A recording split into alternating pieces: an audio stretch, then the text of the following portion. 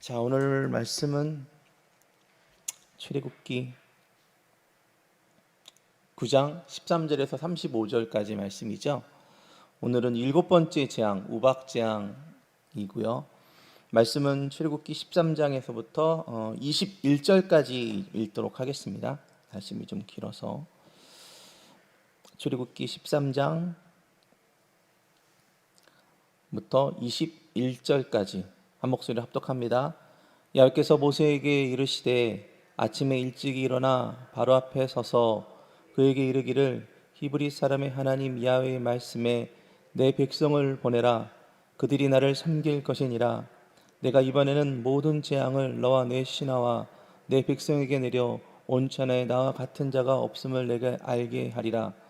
내가 손을 펴서 돌림병으로 너와 내 백성을 쳤더라면 내가 세상에서 끊어졌을 것이나 내가 너를 세웠음은 나의 능력을 내게 보이고 내 이름이 온 천하에 전파되게 하려 하였음이니라. 내가 여전히 내 백성 앞에 교만하여 그들을 보내지 아니하느냐. 내일 이맘때면 내가 무거운 우박을 내리리니 애굽 나라가 세워진 그날로부터 지금까지 그와 같은 일이 없었더라. 이제 사람을 보내어 내 가축과 내 들에 있는 것들을 다 모으라. 사람이나 짐승이나 무릇 들에 있어서 집에 들어오지 않은 그들에게는 우박이 그 위에 내리니 그것들이 죽으리라 하셨다 하라 하시니라. 바로와 신하 중에 야훼의 말씀이 두려워하는 자들은 그 종들과 가축을 집으로 피하여 들였으나 야훼의 말씀을 마음에 두지 아니하는 사람은 그 종들과 가축을 들에 그대로 주었더라.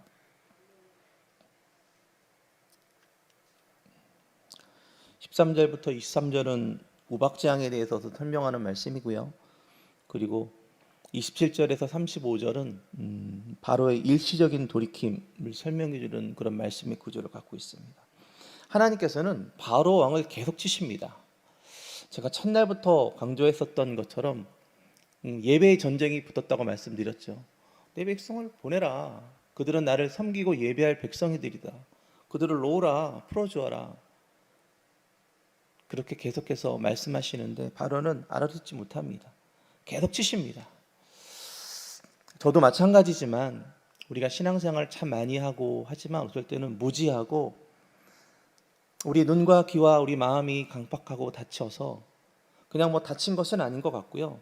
우리가 세상에 살다 보니까 세상의 어떤 그런 시스템, 지식, 경험 그것이 하나님의 말씀보다도 더 높아 올라간다는 것이죠. 그래서 그것이 경관진이 된다는 것을 말하고 있어요. 그런데 그런 상황에서 하나님께서 우리에게 계속해서 치시고 말씀하시는데도 불구하고 우리들이 깨닫지 못한다는 거예요. 우리는 꼭 하나님을 이렇게 눈으로 보고 뭔가 이렇게 좀 화끈한 그런 일들이 있어야 하나님을 경험한다고 하지만 사실은 우리 삶 가운데에 표적과 기사와 능력이라는 것은 이거는 하나님이 아니면 안 될 일인데 라는 것들이 상당히 많이 두어지는데 그런 것들을 깨닫지 못하고 살아가는 인생들이 우리의 인생 그리고 저의 인생이라고 저는 고백할 수 있습니다. 하나님은 바로왕을 통해서 사실은 이 바로왕을 세운 것도 하나님께서 하나님이 하나님이 누구인지를 선포하고 또 이 바로를 통해서 하나님의 능력을 나타나기 위해서 세우는데도 불구하고 바로는 아니다. 내가 이 나라의 왕이다. 내가 하고 싶은 대로 내 소견대로 내가 하겠다라고 계속 하나님과 부닥치는 그런 모습들이 저 현재의 모습이 아닙니까? 그 모습을 보면서 내가 내 소견에 오른 대로 행하는 것이 내 의를 이루는 것이 나의 경험을 따르는 것이 혹시 하나님과 부닥치는 것은 아닐까라는 그런 생각을 좀 한번 해봤습니다. 결국에는 제가 하나님하고 부닥치면 누가 이기겠습니까? 더 낮아지고 더 죽어줘야 하는 그런 진리를 알면서도 우리의 육신이 있는 한 아마 그런 전쟁들은 계속 이루어질 것 같습니다. 그래서 바로는 아직까지 그것들을 깨닫지 못하고 있는 것 같아요.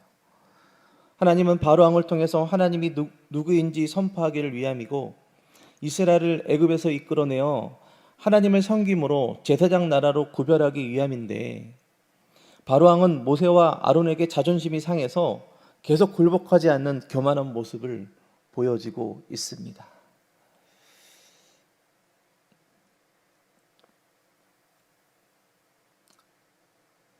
그래서 지금까지 땅의 현상을 쳤어요. 5재앙까지는. 근데 이제 6번째 종기재앙부터 이제 나오는 오늘 우박재앙부터는 하늘의 재앙들을 치면서 하나님께서 조금 더 높은 단계의 재앙을 통해서 하나님을 더욱더 두렵고 떨리는 그런 존재라는 것들을 알리길 원합니다. 특별히 7번째 재앙은 우박은 그들이 생각했을 때, 애굽 사람들이 생각했을 때는 신의 진노로 상징을 짓는 것으로 생각했습니다. 우박에 내린다는 것은 뭔가 우리가 섬기는 신이 우리에게 진노하는구나라는 것들을 생각하고 있는 그런 시점이었는데 하나님께서는 거기를 딱 쳐버립니다. 학개서 2장 17절에 보면요, 만군의 야훼가 말하노라 내가 너희 손으로 지은 모든 일에 곡식을 마르게 하는 재앙과 깐부기 재앙과 우박으로 쳤으나 너희가 내게로 돌이키지 아니하였느니라. 그리고 그 7번째 재앙이 오면서 첫 번째 오직 한 번 야훼 하나님께서 이 재앙들을 통해서 드러나는 당신의 권능과 목적에 대해서 분명하게 말씀하십니다.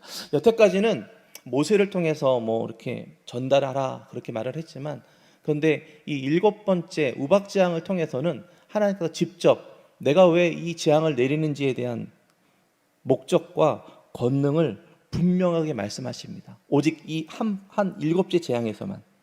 그게 14절에서부터 17절까지 있는데요, 간단하게 말씀드리면 온 천하에 나 같은 자가 없게 함을 알게 되리라. 그리고 야훼가 절대 주권으로 세우신 것이고, 바로는 이제 야훼께서는 바로에게 자신의 권능을 보여주셔서 온 세상에 자신의 이름이 선포되기를 원한다라는 것들을 7째 재앙에서야 여러분 직접적으로 말씀하십니다. 그리고 또 19절부터 21절의 말씀을 보면서 하나님께서 이 재앙 가운데에서도 하나님 말씀에 순종하는지 순종하지 않는지에 대해서 보고 계십니다.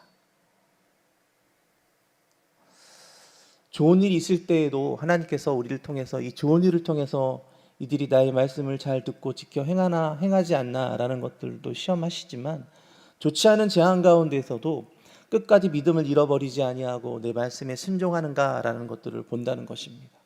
그래서 신명기의 말씀에 이미 우리가 파지도 않는 우물과 또 밭과 재물을 주시면서 이들이 이렇게 잘 됐을 때라도 나의 말씀을 잘 듣고 지켜 행하는지 우리를 시험하는 것처럼, 또 하나님께서 마지막 믿음의 조상 아버지라고 불림을 받기 전에 이삭을 온전하게 하나님께 드리면서 순종하는지 순종하지 않는지 보는 것처럼, 저와 여러분의 인생에는 하나님께서 때때로 어떠한 좋은 일, 좋지 않은 일들을 통해서 우리에게 시험하는 때가 있다는 것을 이 말씀을 통해서 우리에게 말씀해 주시는 것입니다. 그래서 그러한 재앙과 축복의 일들이 있으면서도 불구하고 그 말씀을 순종하는 자들에게는 너가 정말로 나를 경외하고 나를 사랑하는지 알겠다, 내가 너희 믿음의 조상으로 세워지겠다라고 말씀하실 때도 있고, 그러나 재앙과 좋지 않은 일이 있을 때 하나님 말씀을 순종하지 아니하고 그랬을 때는 다시 한번 광야로 돌아가는 그런 광야의 40년의 시간이 우리 가운데 있지 않나라는 걸 한번 생각해 보았습니다. 우박은 춥다라는 유래된 말로서 돌처럼 단단한 얼음 알갱이를 말합니다. 우박은 종종 겨울과 이른봄 사이에 내려 가축과 곡물을 피해 주기도 하지만, 여기서 내린 우박은 하나님의 특별한 심판의 도구로 내린 것입니다. 그전에는 말했지만 여호수아 10장 11절에 보면요, 그들이 이스라엘 앞에 도망하여 베르론 비탈가에 내려갈 때에 야훼께서 하늘에서 큰 우박덩이를 아세가까지 이르기까지 내리심에 그들이 죽었으니 이스라엘 자손 칼에 죽은 자보다 우박에 죽은 자가 더 많았더라. 그리고 요한계시록 8장 7절, 첫째 천사가 나팔을 부니 피 섞인 우박과 불이 나와서 땅에 쏟음에 땅의 3분의 1이 타버리고 수목의 3분의 1도 타버리고 각종 푸른 풀도 다 타버렸더라.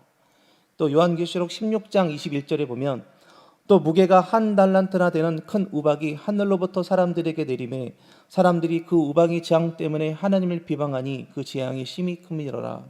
무게가 1달란트라는 것은 40kg, 45kg의 우박들이 하늘에서 내린다고 생각해 보십시오.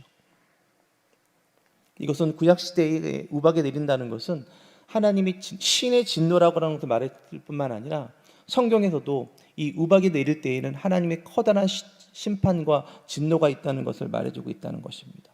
그러한 것을 오늘 이 배경에 우박재앙이라고 하는 부분에 대해서 설명해주고 있는 것입니다. 그래서 첫 번째는 애굽인을 당장 죽게 할 수 있으나 그렇게 하지 않겠다고 그렇게 말씀하십니다.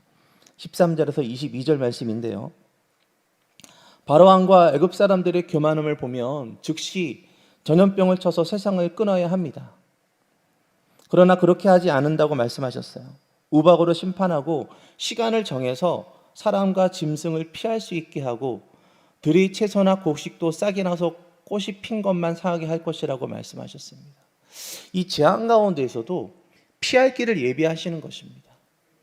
그전에는 가축들, 그 울타리 안에 살고 있는 소와 양과 그런 것만 심판했었는데 이번에는 이 우박재앙에는 여러분 광야, 그렇죠? 야생동물까지도 심판하는 그런 시간들인데 그러면서도 이 재앙이 있기 전에 내가 너희들에게 피할 길을 주시면서 그 말을 듣고 집으로 돌아오는 사람들은 그 재앙을 받지 않는 것처럼 그래서 시간을 정하여 사람과 짐승을 피할 수 있게 하고 들이 채소나 곡식도 싹이 나서 꽃이 핀 것만 상하게 할 것이라고 말씀하셨습니다. 재앙을 내리되 애굽 사람들이 피할 수 있는 수준에서 하고 깨달을 수 있는 수준에서 한다는 것입니다. 그냥 무지막지하게 그렇게 심판하지 않겠다라고 말하는 것입니다. 끝까지 오래 참음으로 한 사람이라도 죽게 돌아오기를 원하신다는 하나님의 마음이라는 것이죠. 그래서 그것들은 이 재앙의 목적들은 애굽 사람들을 죽이려고 하는 그런 목적이 아니라 하나님을 계시하기 위하기 때문입니다.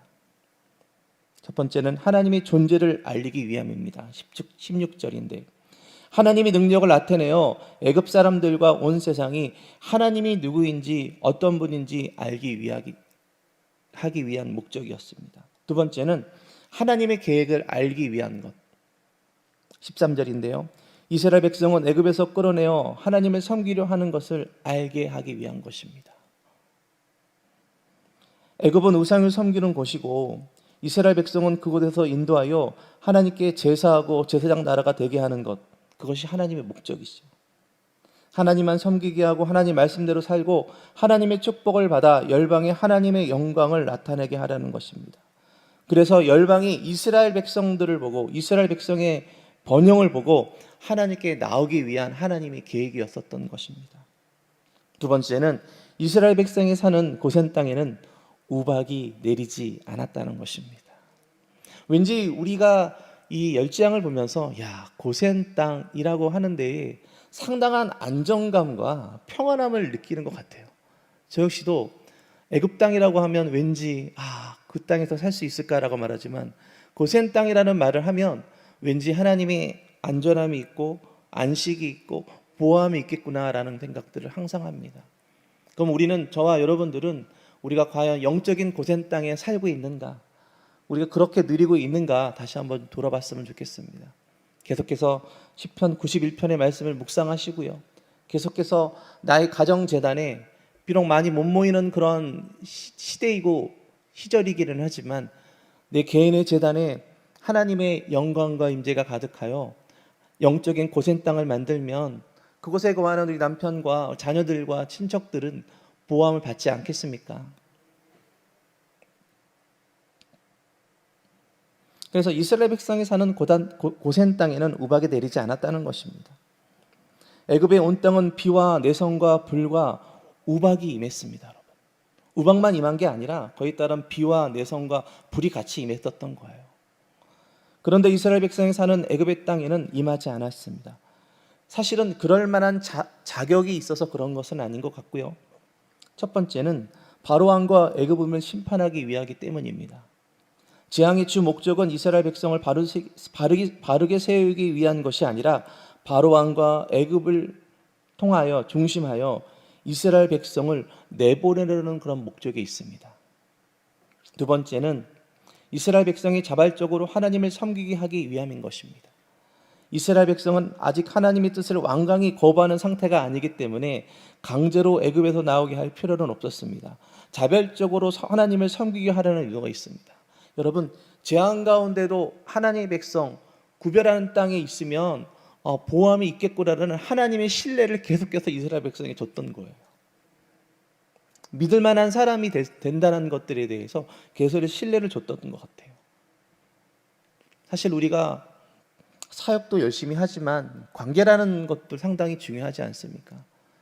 사역만 하고 관계가 없으면, 관계를 하지 아니하면 그 사람의 의도도 모르고 목적도 모르기 때문에 조그만 일이 있으면 곡해하고 오해하고 삐지고 사역에 막히는 일이 있는 것 같은데, 이와 같이 우리 하나님께서는 처음부터 넌 나의 백성이니까 너 이 집 나와! 그렇게 말한다면 하나님이 우리를 언약의 백성이기는 하고 아브라함의 언약으로 이끌게 했지만 정말 우리의 모든 것 다 버리고 저분을 따라갈 수 있는 사람일까라고 생각했을 것인데, 이 한 재앙 한 재앙 한 재앙을 보면서 정말 우리 조상들이 맺은 아브라함의 언약이 우리에게도 동일하게 임하는구나라는 것들에 대한 하나님의 신뢰를 계속 던져줬던 것 같아요.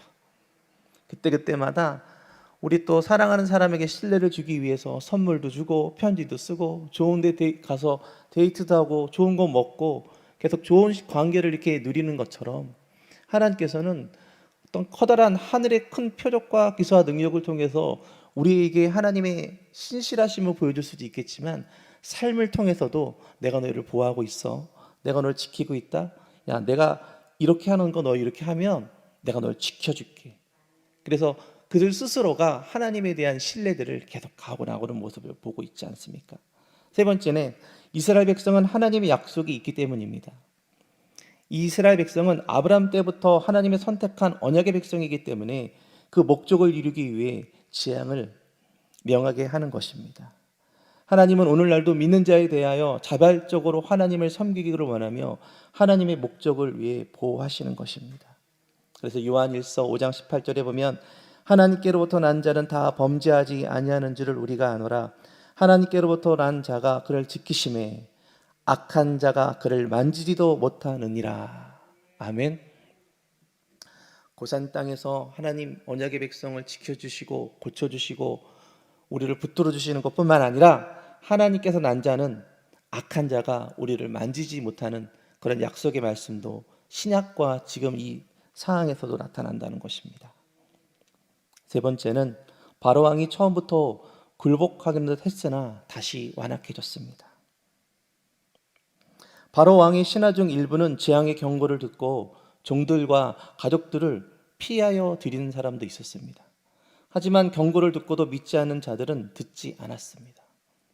바로 왕 같은 경우엔 일시적으로 잘못을 인정하나 하나님께서도 그분의 목적과 계획을 7번째 재앙에서 살짝 말씀하시지만 바로가요, 여태까지 한 번도 자기가 잘못했고 주님 제가 죄인입니다라고 하는 것이 한 번도 없는데, 여러분 오늘 이 드디어 우박재앙에 바로 스스로가 자기가 죄인이라고 고백하는 말씀이 나옵니다. 바로 같은 경우는 일시적으로 잘못을 인정하나 재앙을 면하기 위한 그런 단기적인 고백일 뿐 재앙이 그친 다음에는 다시 강팍해집니다. 저는 오늘 이 말씀을 보면서 우리 이제 신방을 하고 예배를 하면 우리 지역장님들이 이제 설명을 해주잖아요. 잘 모르시는 분들은 목사님, 이 성도님, 우리 집사님 옛날에는요 너무 잘 나갔어요. 정말 막 남부를 곳 없이 너무 잘 나갔는데요. 근데 그렇게 축복을 받은 그런 과정들을 몇십 년 동안 신앙생활했기 때문에 잘 아시는 분이 설명해 주시는데, 그런데 목사님 지금은 그냥 그래요. 그렇게 말씀하시면서 하나님이 정말 어렵고 힘들 때 우리에게 축복을 해 주십니다. 그런 경우도 많이 있고요. 그런데 그 축복이 오히려 그 사람이 하나님을 멀어지게 되는 그런 상황도 좀 바라보면서 하나님이 축복을 주시는 자들은 그냥 무조건 옛다 그냥 너 받아라 그러는 것보다도 축복을 받을 만한 그릇, 연단과 고난과 많은 어려움을 통해서 정결된 정금같이 나오는 사람들에게 축복을 주겠구나라는 생각을 좀 합니다. 왜냐하면 그 축복이 그들에게 유익이 되지 아니하고 오히려 저주가 되거나 하나님 앞에 멀리 떠나간다면 얼마나 마음이 아프겠습니까? 그래서 우리도 어떨 때에는 그 순간을 모면하기 위해서 하나님께 회개하고 잘못했습니다, 항복합니다 라기보다는 항상 하나님을 신뢰하는 믿음을 가지고 단단하게 재앙과 재난의 시간들을 지나간다면 하나님께서 우리를 통해서 분명히 큰 축복의 통로를 사용할 수 있겠다라는 생각이 좀 들었습니다. 하나님은 왠지 우리들에게 또 애굽 사람들에게 질질 끌려다는 모습이 있을 수 있겠다는 생각도 좀 해봤습니다. 우리는 출애굽을 읽으면서 하나님이 모세를 통해 애굽에 재앙을 내리면서 그냥 그렇다면 바로와 애굽 사람들은 그냥 한 번에 죽여버리고 이스라엘 백성들이 인도하면 될 텐데 왜 바로 왕과 대결하듯 대할까라는 의문이 생기기도 합니다. 처음부터 그냥 열 번째 재앙, 그냥 장자의 죽음, 후감의 그런 어려움들을 딱 주면서 바로 그냥 해버리면 좋은데, 사실 출애굽뿐만 아니라 하나님은 마치 인간들과 씨름하듯 대결하듯 간신히 뜻을 이루는 것처럼 보일 때가 많이 있습니다. 그러나 그것은 인간이 이해할 수 있는 수준에서 일을 행하시기 때문입니다. 하나님은 모든 것을 즉시 해치울 수 있으나 언제나 인간들에게 인격적으로 대하기 때문입니다.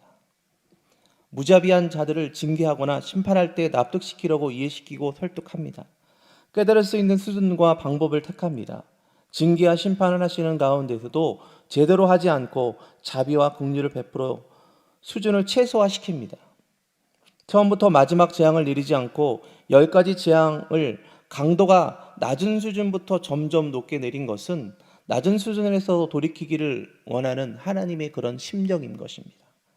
하나님을 안 믿는 자들에게나 믿는 자들에게나 긍휼을 나타내시는 분이라는 것입니다. 베드로후서 3장 8절 9절에 보면 사랑하는 자들아 주께서 하루가 1000년 같고 1000년이 하루 같다는 이 사실을, 이 한 가지를 잊지 말라. 주의 약속은 어떤 이들이 더디다고 생각하는 것 같이 더딘 것이 아니라 오직 주께서는 너를 대하여 오래 참으사 아무도 멸망하지 않고 다 회개하기를 이루느니라. 하나님께서는 모세를 통해서 애굽에 7번째 재앙까지 내렸습니다. 바로 왕은 재앙을 당할 때마다 굴복하는 듯 해왔으나 재앙이 그치면 다시 완악하여 하나님의 뜻을 거부하였습니다. 그러므로 인해서 또 다른 재앙을 불러오는 결과를 낳기도 하고 그것은 또한 하나님의 능력을 더 나타내는 계기가 되기도 합니다. 기도하겠습니다. 하나님 말씀을 듣고 행하면 살지만 듣지 않으면 또 무시하면 죽습니다. 앞서 목격한 6재앙을 통해 하나님의 말씀을 두려워하는 자들은 종과 가축을 집으로 안으로 데리고 와 우박재앙을 피했지만 그렇지 않고 여전히 모세가 전하는 하나님의 말씀을 마음에 두지 않은 자들은 들에 그냥 두었다가 죽임을 당하는 일들을 우리는 보았습니다. 우리들도 하나님의 말씀을 무시하고 불순종하면 혹독하고 고통스러운 책임을 지게 된다는 것입니다. 순종하고 따르면 감사와 찬양이 되는 것입니다. 우리가 살 길도 말씀을 듣고 순종하는 길밖에 없음을 오늘 이 새벽에 깨닫게 해주심을 감사합니다. 예수님의 이름으로 기도합니다.